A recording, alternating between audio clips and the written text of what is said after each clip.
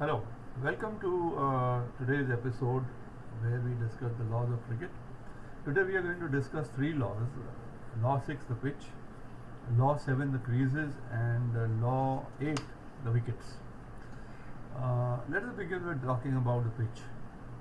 The law describes the pitch as a rectangular box, 22 yards in length or 66 feet in length, and 10 feet wide.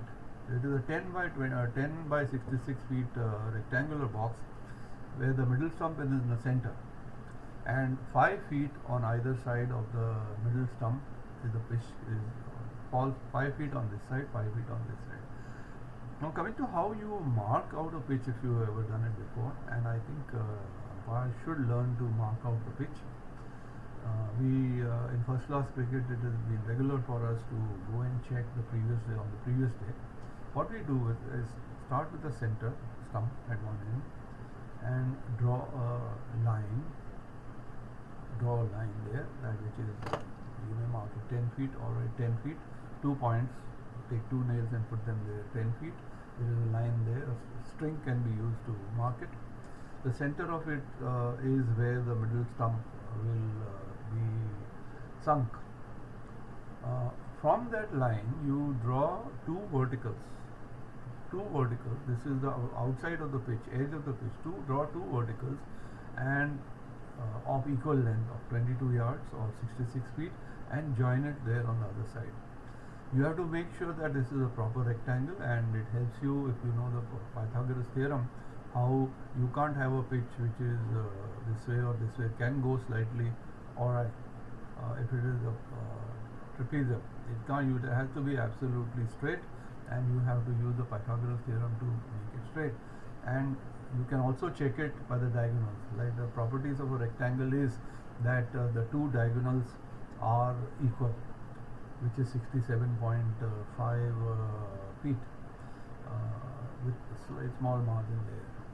So that is how you check that you draw the pitch. Now you've drawn the basic structure of the pitch. You've got the rectangle. After that you have to go and mark out the creases.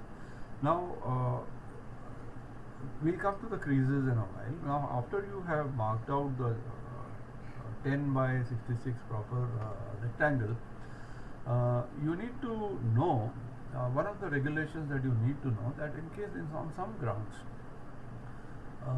on the square there is an all-weather surface also. Now suppose it is abutting the your turf pitch, and it on one side maybe it is you don't get the required distance of 5 feet. Then on that side your pitch will be shorter by, suppose there is only 4 feet, and then you got an artificial surface abutting your pitch. On this side your pitch will be 4 feet, on the other side it is going to be 5 feet, and that will be permitted. It will be 9, sort of lopsided pitch you would have. A lopsided pitch you have. There is no scope for you to extend it by another foot on the other side perhaps, but if you don't have it, that is how you will play. As regards the fitness of the pitch for play, we have learned in Law 2 that the umpires are the sole judges of fitness of the ground and the pitch, and this is reiterated here. The principles we have already learned, that they are the ones who will decide. You can look back to Law 2 for the details about it. About selection and preparation. Before the match. Now, do we know what is before the match? Once the toss is done, the match is sort of from the toss till the end of the match is during the match, and before the toss is before the match. It is the responsibility of the ground authority for the selection and preparation of the pitch. It is not your responsibility. You will not be going into it. After the toss or during the match, in other words, the umpire shall control the use and maintenance of the pitch. They shall control the use and maintenance of the pitch in all respects. Of course, the work to be done is by the ground authority and the supporting staff, but we will exercise, nothing will be done on the pitch without the consent and without the knowledge of the two umpires. So that should be remembered. You have complete control over the pitch area. Changing of the pitch is not normally allowed. It is only when the two umpires have decided that it is become dangerous for play, it is dangerous or unreasonable to play on that pitch, and the two captains then want to change the pitch, they can do it. The two captains have to decide to change the pitch. Once the umpires have decided that this pitch, you cannot play on this pitch, it is too dangerous or unreasonable to play on the pitch. If there is another pitch available which can sort of be prepared, is already prepared, or maybe it can be prepared, and the match can continue from that point onwards. Depends on what the other rules say. Under the laws, it would continue from that point onward. It wouldn't be a rematch. It won't start from scratch, as far as I understand it. But there may be other rules and playing conditions which say what do you do to the match, how do you restart that match, or whether it continues from that point onwards is something that the playing conditions might be able to tell you. Now, coming to the pitch and its the pitch and the measuring of the pitch and the creases, let me tell you that I have always thought it necessary, and it is part of our job, to ensure that all these crease markings and the pitch length are all that is accurate. It has happened to me in a Ranji Trophy match. I have mentioned a game in Salem, Tamil Nadu versus Karnataka, which was played in Salem, and it was the first time first class game was being played there. Me and my wife had reached that game early, and my colleague also had come with his family, and but he was staying somewhere else.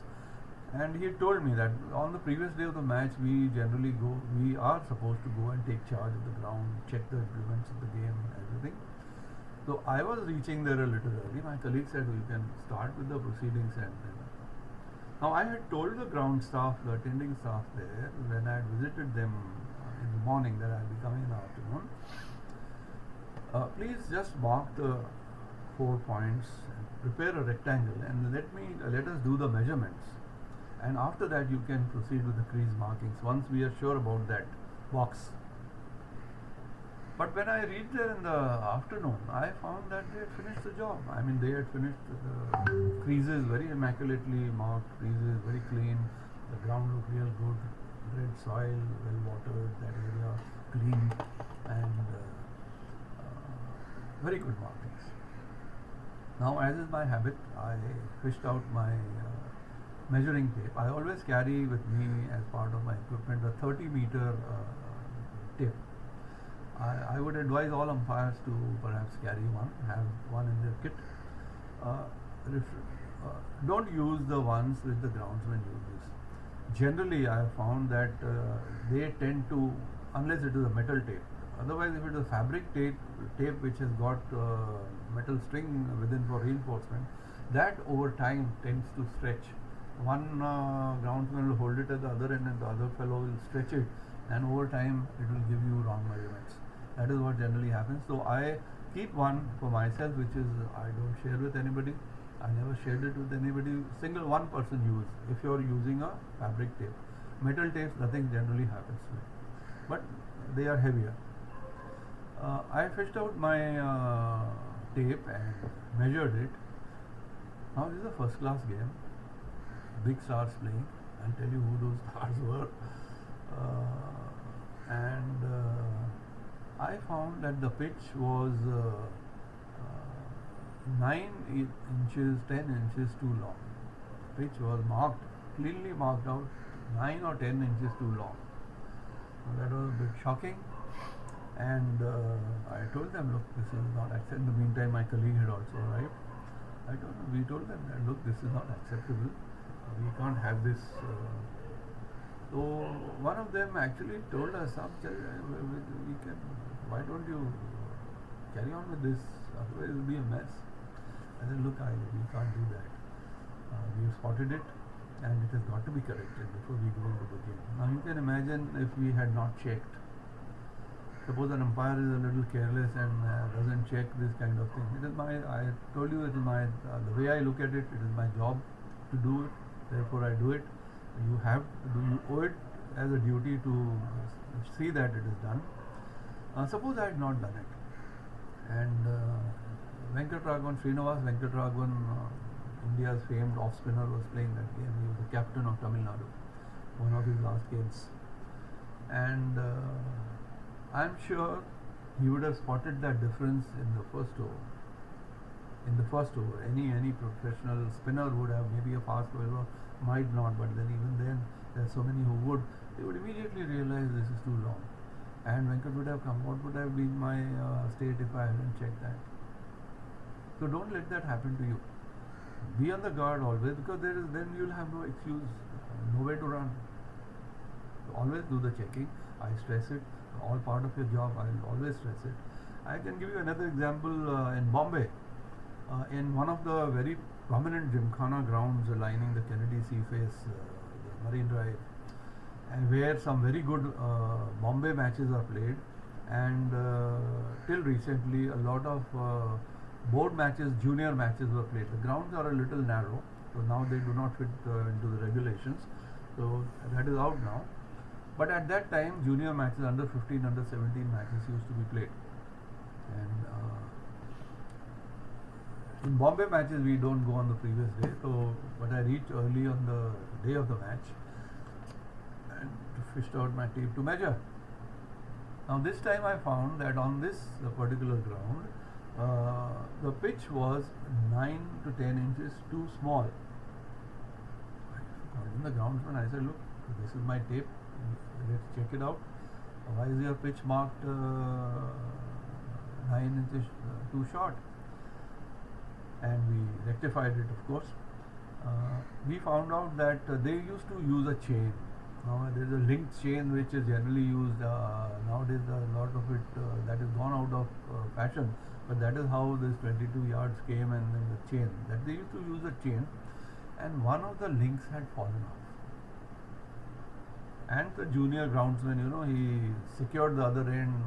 He had threw away that one piece of chain. That is what had happened. Now again, you are a little shocked that in a very good ground like this it should happen, and that is why I tell you these things can happen, and let us do our role. In fact, wherever you are umpiring, in your city, in your town, or wherever, always do that check. It takes 5 minutes, less than 5 minutes. Check properly, and you will be doing them a service. You will be doing your cricket association and your cricket that ground. You'll be doing them a service of checking out the grounds. So I'll sign off this particular law on this message, and as regards non-turf pitches, there are measurements given.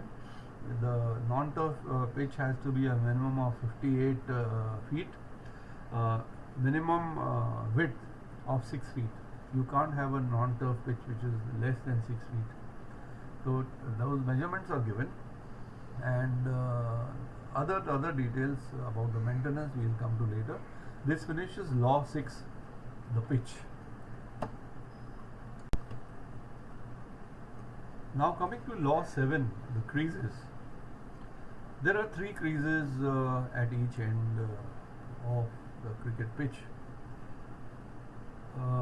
We always begin with the bowling crease, which is in line with the wicket, the bowling crease, and we have 4 feet in front of it. We've got the popping crease parallel to it, and 4 feet in front of the popping crease.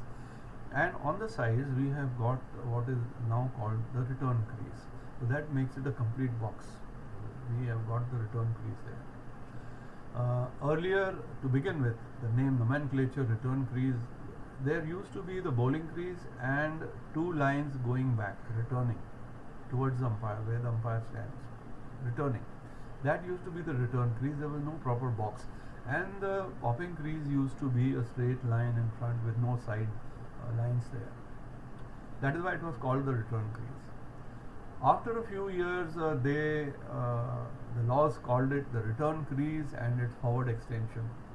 The forward extension has drawn another 4 feet to go and touch the popping crease. And now we have a complete box, and now the nomenclature is the whole of the 8 feet is called the return crease. So we know what the return crease is, what the bowling crease is, what the return crease is, and what the popping crease is. This is how the whole box. And you very well know, I'm sure, that the crease is a hairline. The crease is a hairline. It is a crease marking which may be 2 inches, 3 inches, 1.5 inches, 1 inch, it doesn't matter, varies from ground to ground. And it is the edge of that marking. One of the edges of the marking is the crease. Which edge is the crease? If there is a marking there, if I would want to you to point out to me where is the crease of the marking. It is always, as a matter of principle, you ought to understand that your position is at take your position behind the bowler's end, and the edge of any line nearest to you is the crease. Like the back edge of the bowling crease, the back edge, the nearer edge, the back edge of the popping crease, which is nearer to the umpire, and the inside edge of the 2 return creases. That is, and similarly also for the boundary line. The inner edge, inner edge is the actual boundary line, whereas the marking, the ball hits the lands on the marking, it's a 6, as you very well know. These are things that you need to know. Something interesting about the name popping crease. As I have read and am given to understand that at one time there was no lines drawn. There used to be a popping hole there on the ground, dug into the ground, and in order to run out the batsman, the fielding side had to pop the ball into that hole. They had to pop that ball into that hole, and also the batsman, in order to prevent himself from being run out, he had to pop his bat into that same hole. You can imagine the injuries that they must have suffered, and it was discontinued with, and then the line was drawn there, and that is how the name popping crease remains till this day. Here there is another thing I must mention is that the creases are supposed to be marked in white. Nowadays in limited overs you see a blue line, tram line also there to make it different from the other return crease, which tells you is a guide for white ball. This finishes with the creases. Now you can have a look at Appendix C in the law book, where the measurements of the pitch and the creases are all given there, the graphic representation there, and the creases, the bowling crease, the measurement of the bowling crease is 8 feet 8 inches, which is 4 feet 4 inches on either side. The measurement of the popping crease is marked up to 12 inches. 12 feet, 6 feet on this side, 6 feet on the other side, and is considered to be unlimited in length, so that a batter can run wide of the crease, and the umpire standing at square leg, or the bowler and umpire who's taken a square position will look down the line, and it is a line running right up to the boundary. Similarly, any fielder, 3 fielders behind square on the striker side, since the line runs right up to the boundary, you can judge where that fielder is, whether he is in front of the crease or whether he is behind the crease. The return crease again is unlimited in length, is supposed to run behind the umpire right up to the edge of the boundary. That is why a no ball on the back foot, even though he has not touched the crease proper, the marked crease 8 feet, even then that would be a no ball. So these two creases are unlimited in length. Only this 8 feet 8 inches is limited in length. Now you might say, how come 8 feet 8 inches?